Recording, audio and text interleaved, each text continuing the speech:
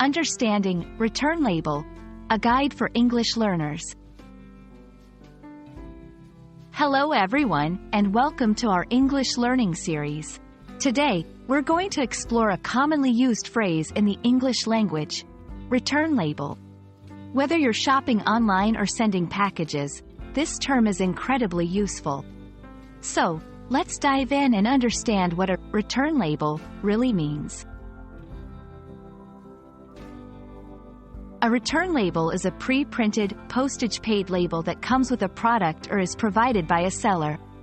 This label is used to return the purchased item back to the seller or manufacturer, usually in cases where the product is defective, unsuitable, or unwanted.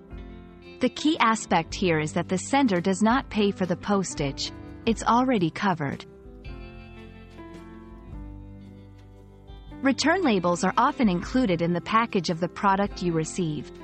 However, in some cases, you might need to download and print the label yourself. This can be done from the seller's website or an email they send.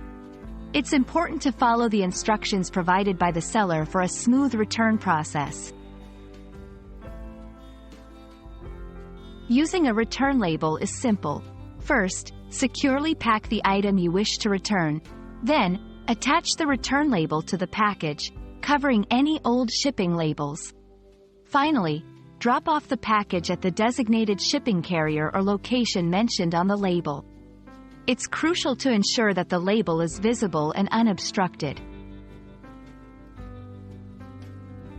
Return labels play a vital role in e-commerce and customer service. They make the process of returning products hassle-free for customers. This enhances the shopping experience and builds trust between customers and sellers. It's a mark of good customer service and often influences the decision to purchase. That's all about return labels. We hope this video helps you understand and use this term confidently in your English conversations, especially when dealing with online shopping or returns. Remember, language learning is all about exploring and understanding such practical terms. Happy learning, and see you in our next video.